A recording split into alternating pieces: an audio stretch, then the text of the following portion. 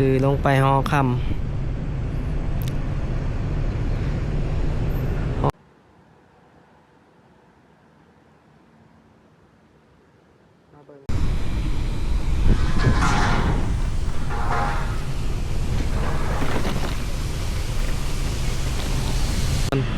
ตอนนี้เราอยู่ที่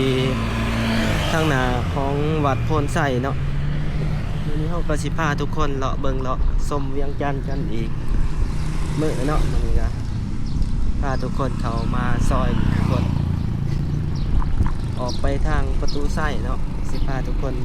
ไปเบิ่งบรรยากาศประตูไส่แล้วก็สิออกไปเบิ่งบรรยากาศเส้นทางสายหลักถนนเส้นทางรถเมล์ด่วน BRT ทุกคนจากประตูไส่ออกไปทางโพนสะอาดออกไปทางเนาะออกไปทางถนนใจซ้อนพุ่นล่ะก่อนเดินเฮาก็สิพาทุกคนเข้าไปย่างเลาะเบิ่งเลาะส้มสวนประตูไส่เฟส 2ทุกคนในปัจจุบันเนาะก็ถือว่ามีห้างหานมีหลายๆอย่างเข้ามา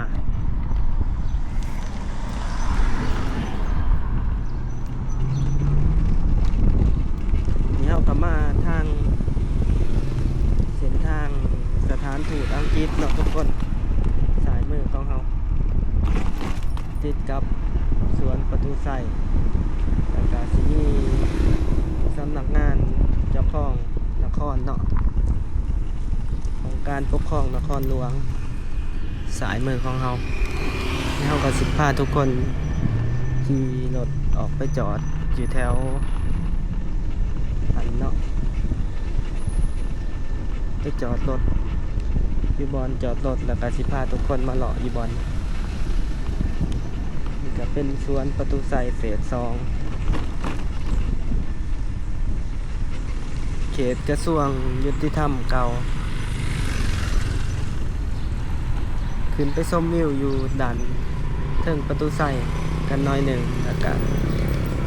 จังไปขี่รถเลาะเนาะบ่ฮู้ว่าเพิ่นเปิดหรือบ่ประตูไส่มันคือบ่เห็นไผขึ้นไปเนาะมันคือเงียบคือเงียบเงาแต่มันเดี๋ยวจังสิพาทุกคนย่างมาเบิ่งว่ามีหาดยังแน่เนาะที่มาตั้งอยู่สวนประตูไส่เขต 2มื้อนี้ก็เสียงเป็นเปลี่ยนเลยทุกคนรู้สึกบ่สบายในน้อยหนึ่งเนาะกำลังกลับมาจากไทยเนาะถือว่าไปค่อนข้างว่า เที่ยวแบบเพลินหลาย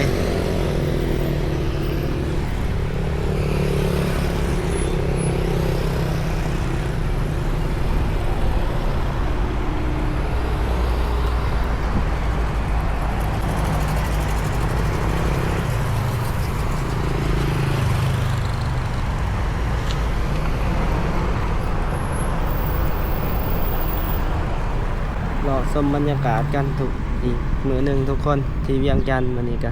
ถือว่าเป็นคลิปแรกเนาะหลังจากขับมาจากฝั่งไทยก็นี่ก็เป็นอีกป้ายหนึ่งของรถเมล์ BRT ก่อนนี้ก็มีจุดขายปีอยู่ที่ข้างกับประตูไส่เนาะป้ายรถเมล์ BRT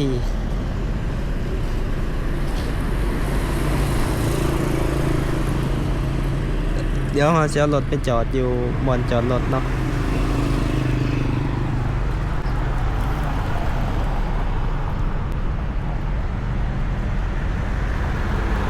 ตู้ใส่ทุกคนเวลา1:30นตอนนี้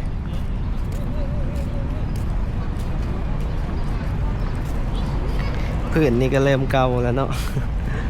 เริ่มเก่าละเริ่มสีเสาๆไปละนี่ก็เป็นบรรยากาศนักท่องเที่ยวที่มาเที่ยวประตูไส่สวงเงินเนาะ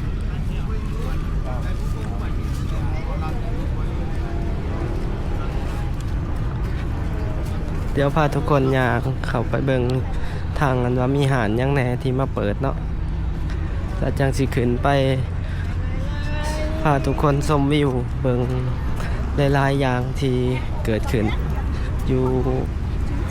ในใจกลางนครหลวงเวียงจันทร์ปัจจุบันเนาะ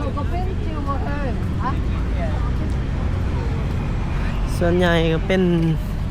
นักท่องเที่ยวชาวจีนเที่ยวเห็นตั้งนานเขาเจ้าสิมาเป็นทัวร์เนาะส่วนใหญ่ชาวจีนนี่มาเป็นทัวร์แบบขี่รถเมล์มาจอด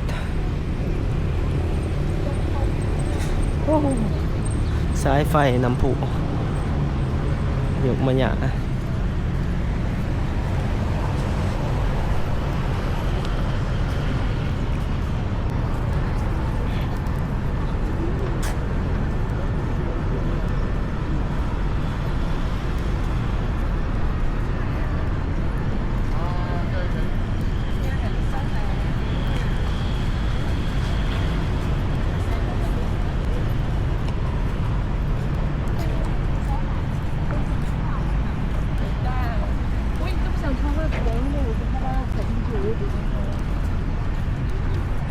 เฮาก็สิบ่ย่างไปเนาะ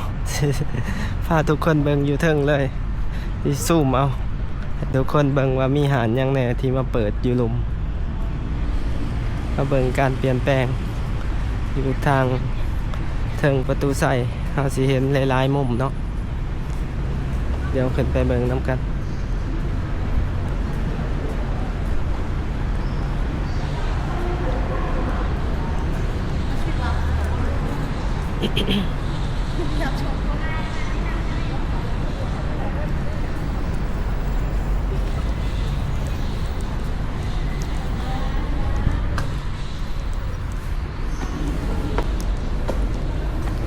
โอนเลยปะเบิ่งสภาพปัจจุบัน เป็นจังไดประตูไส้นี่ก็สิมีอยู่7ขัน7สันทุกคน ความสูงกับประมาณ48 เมตรเนาะสร้างในปี1957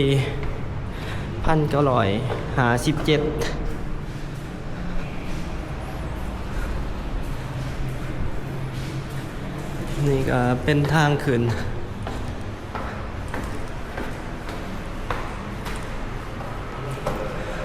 สัน2บ่อนนี่สัน2จะเป็นห้องโถงเป็นห้องโถงที่มีประวัติของประตูไส้เนาะ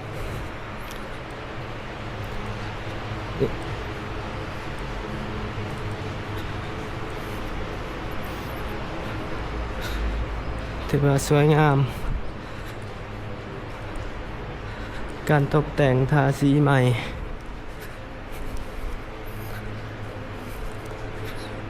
ปัจจุบันนี้ก็ได้ประมาณ1 ปีป้ายแล้วเนาะที่เปิดหลังจากรีโนเวทใหม่เดี๋ยวขึ้นมาเบิ่งห้องโถงกัน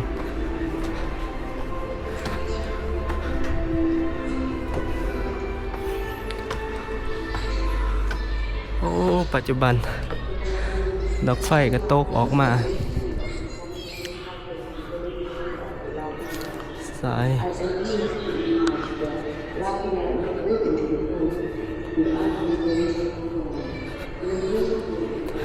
จั่วเนาะขึ้นมาลิน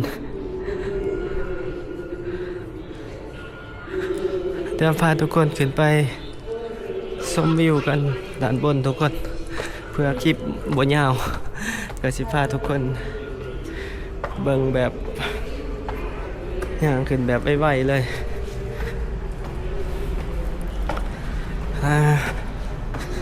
เดี๋ยวชมวิวทางด้านบนกัน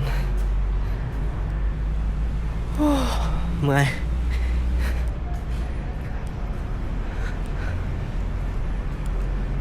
เดี๋ยวเบิ่งบอลนี่กันเนาะ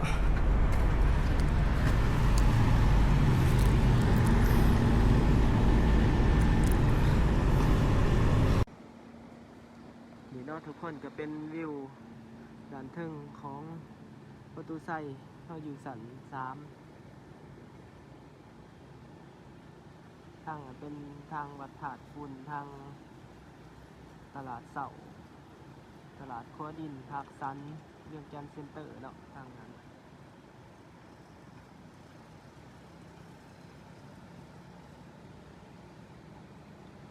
าว่าเบิ่งบอลนี่เนาะสวนประตูไซเฟส2ก็ถือว่าปัจจุบันนี่ก็มีห้างแบบรถเคลื่อนที่เนาะแบบฟู้ดทรัคมาขายอยู่ในสวนประตูไซเฟส2ก็มีทางห้างกาแฟร้านอาหารแบบฟาสต์ฟู้ดแบบคาเฟ่ต่างๆเนาะทุกคนมีหานกระแลมพอตึกขาวๆมันก็สิเป็นห้องน้ำสาธารณะสวนประตูไซ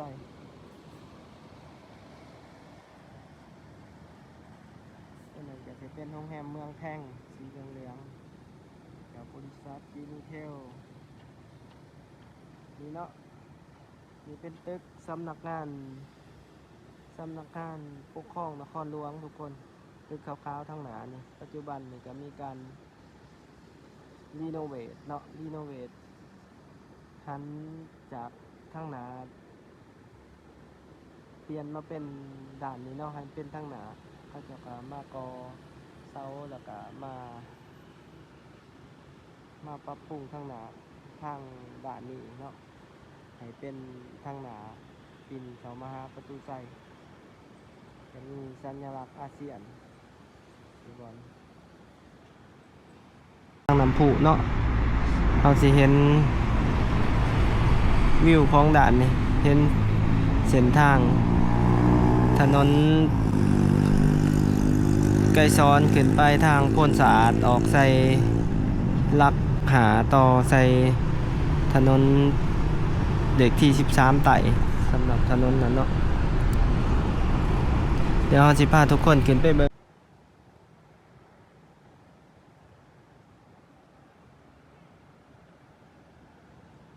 พูดนอกทางไหนครับจะพาซี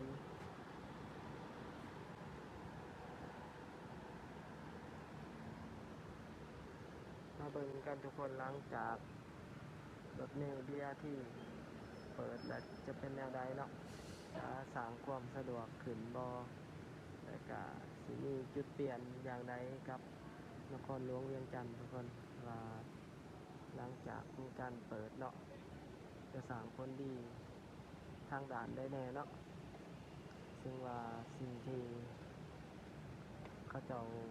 แนมเห็นก็คืออยากให้การจราจรที่ว่าดีขึ้นเนาะ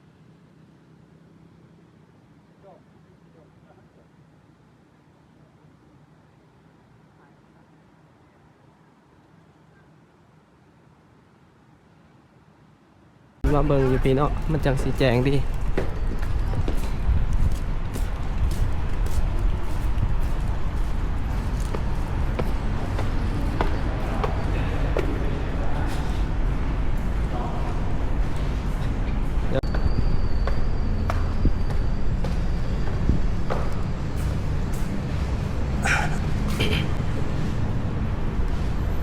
เดี๋ยวเรามาเบิ่งทางนี่ก่อนทุกคน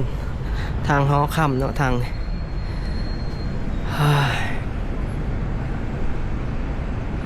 นี่เนาะปัจจุบันนี้เราก็สิเห็นว่ามีตึกที่ว่ากำลังก่อสร้างหลายทางด่านพุ่นท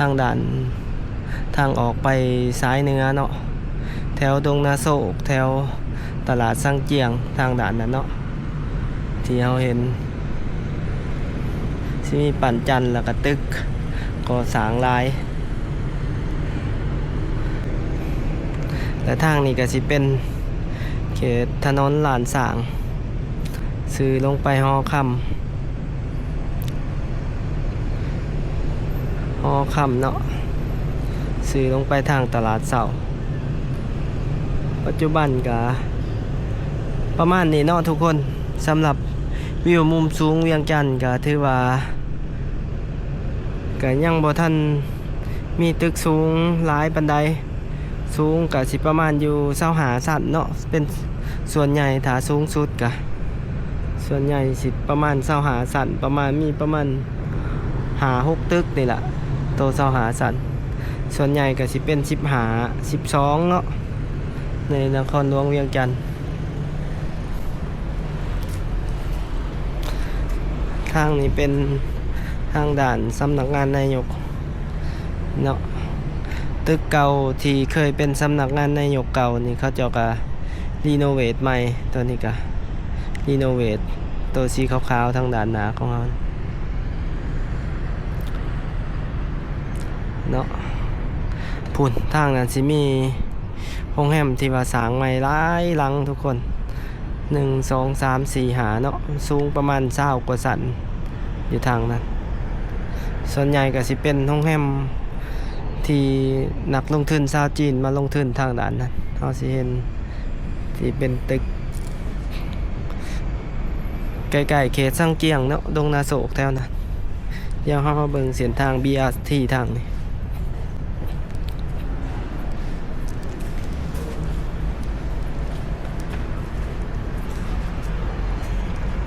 พูนทุกคนทางนั้นจะเป็น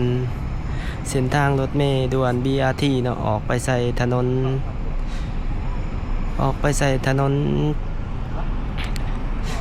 ไกรสอนพรหมวิหารจากสื่อเข้าไปนี่เราสิเห็นว่าตอนนี้กำลังมีการทาสีเส้นทางเนาะทาสีเส้นทางก็ถือว่าในช่วงนี้ก็การจราจรก็พบความยุ่งยากหลายๆอย่างทุกคน เนื่องจากว่าเส้นทางก็แคบเขาก็เก่าแน่เนาะแล้วก็จุดกลับรถก็น้อยลงปัจจุบันนี้ก็และเพิ่นก็ถือว่าตอนนี้ก็ยังมีนโยบายให้รถที่ว่าเที่ยวยามเช้าเนาะแต่6 โมง 5 9 โมงสามารถเขาไปเที่ยวตามเส้นทางรถเมล์ BRT ได้ในส่วนชั่วโมงเร่งด่วนทุกคน6 โมง 5 9 โมงแล้วก็ประมาณ3 โมง 5 6 โมงในส่วนระยะเส้นทางที่ว่ามันแออัดเนาะการจราจรหนาแน่นและนอกเวลานั้นก็ถือว่าหามเลยบ่ให้รถเขาไปไกลเลยเนาะสำหรับขังในแล้วเส้นทางรถเมล์ BRT เพราะว่าย่านมีการเหยียบขอฟุตบาทต่างๆย่านเพ่เนาะชมวิวกันทุกคนนี่เป็นวิวเวียงจันทน์เนาะเดี๋ยวจักหน่อยเฮาสิพาทุกคนขี่เลาะไปเบิ่งตามเส้นทางรถเมล์ BRT ทุกคนบอนที่เขาเจ้าทาสีแล้วก็ตามแยกเนาะไปเบิ่งหอดลักหาว่าสิเป็นแนวใดเฮาสิพาทุกคนไปหอดแถวตึกราชวงศ์ไปเบิ่งนำกันว่าปัจจุบันตามเส้นทาง BRT กันอีกเทื่อนึงเนาะ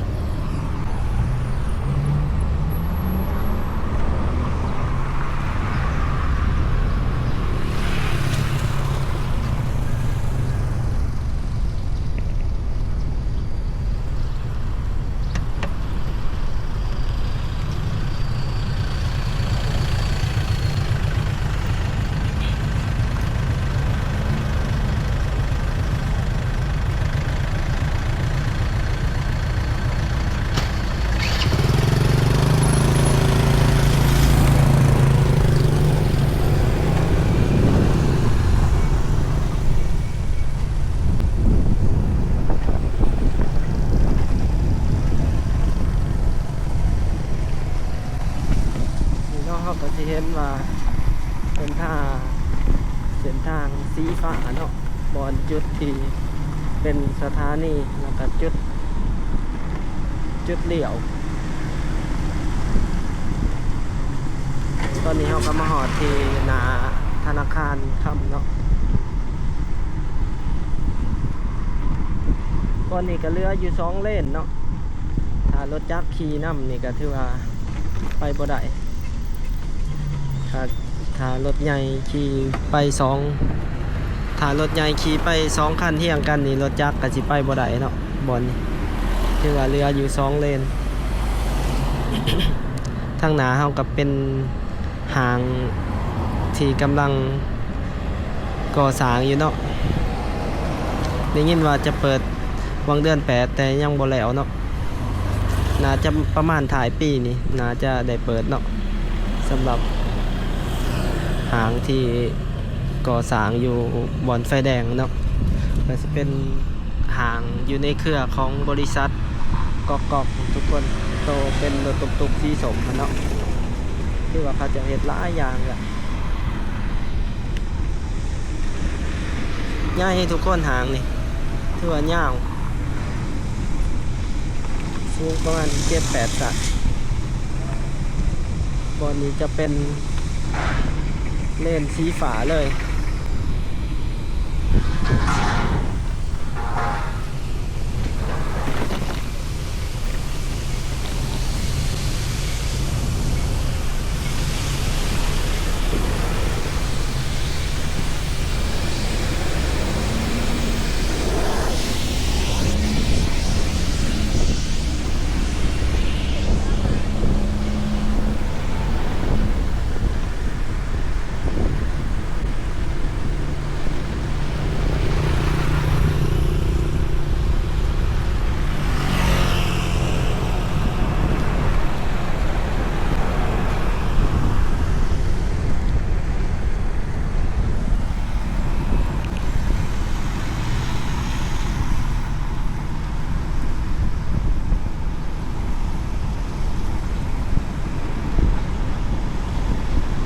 ทำอิฐเพิ่นนี่กำหนดเปิดลองใส่อยู่ประมาณเดือนเก่าเนาะแต่ว่าจากข้าเบิงนี่ในเดือนเก่านี่จะทันหรือบ่น่าจะเป็นเดือน10ผมจะจำ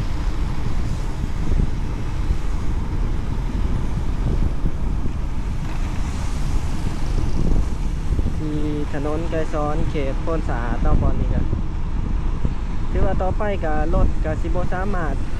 จอดตามข้างทางได้เนาะหลังจากมีการเปิดใส่รถเมล์ด่วน BRT นี่นะตอนนี้ก็มีท่าสีเลนแล้วเนาะสีแดงๆนี่จะเป็นจุดทางมาลายขามทางต่อไปครับ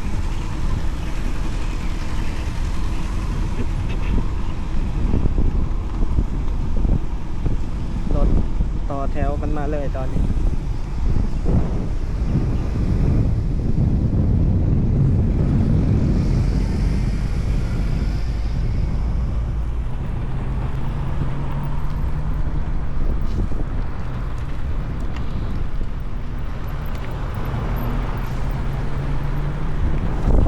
เป็นจุดทางออกทางเขาสู่วงเวียนถือว่าบอนนี้ผู้ใดที่บ่เคยเข้าเมืองนี่บ่ฮู้ขี่รถเขาวงเวียนบ่เป็นทุกคน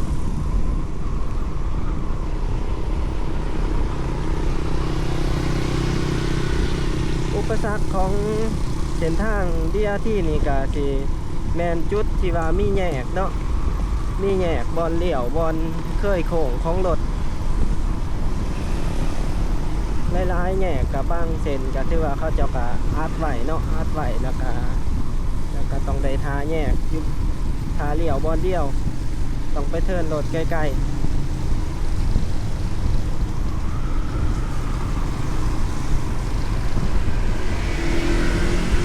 มาวัดโพ้นเข่งบอนเดี๋ยวเราสิพาทุกคนชี้ไปจนหอดคนเนาะพาไปเบิ่งหอดเขตราคาเขตคงแฮมลาดสวง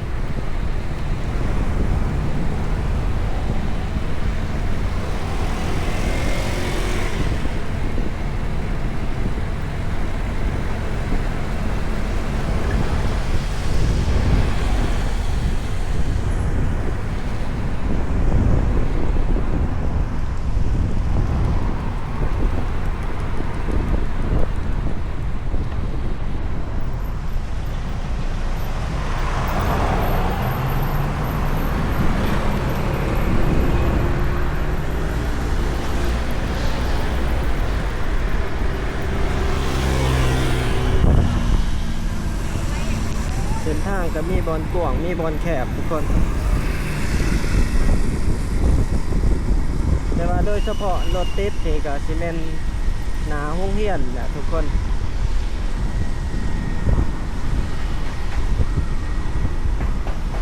คือเส้นทางนี่ก็สิมีห้องเฮียนมัธยมเนาะห้องเฮียนใหญ่ห้องเฮียนมิตรภาพลาวเวียดอยู่ทางหนาเอานี่คือว่ามีนักเรียนเป็น1,000-2,000 คนเลยยามแรงผู้ปกครองก็สิมาหับนักเรียนประเทศไทยรถติดประจำเนาะในเขต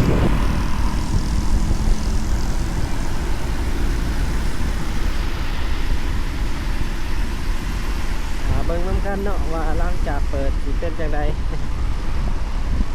ผู้คนสินิยมใส่ไลฟ์ก็แล้วก็สิมีขอยุ่งยากหรือเป็นแนวใดเนาะก็คือว่าบ่ท่านเปิดเนาะกับบ่ท่านหูว่าจุดใดมันสิเป็นจุดอ่อนจุดแข็งเนาะวันใดเป็นจุดอ่อนแล้วก็จะคอยปรับปรุงศึกษากันต่อไปเนาะหลังจากมีการเปิดคือก่อนนี้ก็มีการขยายถนนออกเป็น3 เลนเนาะทางนี้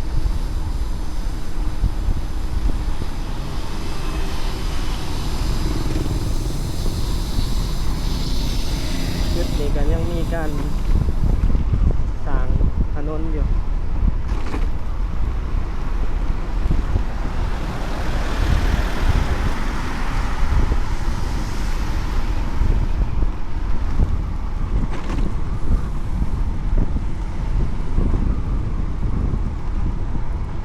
คือว่าเป็นประเทศแรกเนาะที่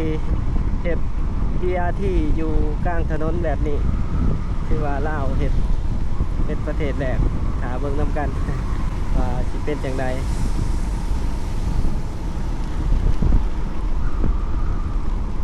ก็สิประมาณนี้เด้อทุกคนสำหรับในคลิปนี้เนาะกับพาทุกคนชมวิวแล้วก็พาเบิ่งเส้นทางรถเมล์ BRT ในการก่อสร้างปัจจุบันนี้เนาะก็อยู่ประมาณนี้ทุกคนเวียงจันทน์เนาะนี่ก็ถือว่ามาอัปเดตล่าสุดในใจกลางนครหลวงเวียงจันทน์ถ้าผู้ใดมักหรืออยากสนับสนุนกันก็อย่าลืมกดไลค์กดแชร์กด Subscribe ให้กันเด้อทุกคนเพื่อเป็นกำลังใจให้กันเนาะในการหลอกพาทุกคนเบิ่งบอลอันตอนนี้ในเวียงจันทน์หรือว่าเขตอื่นเนาะตอนนี้บ่าวแม่นไส้ก็ต้องขอกล่าวคำว่าขอบใจแล้วก็สบายดี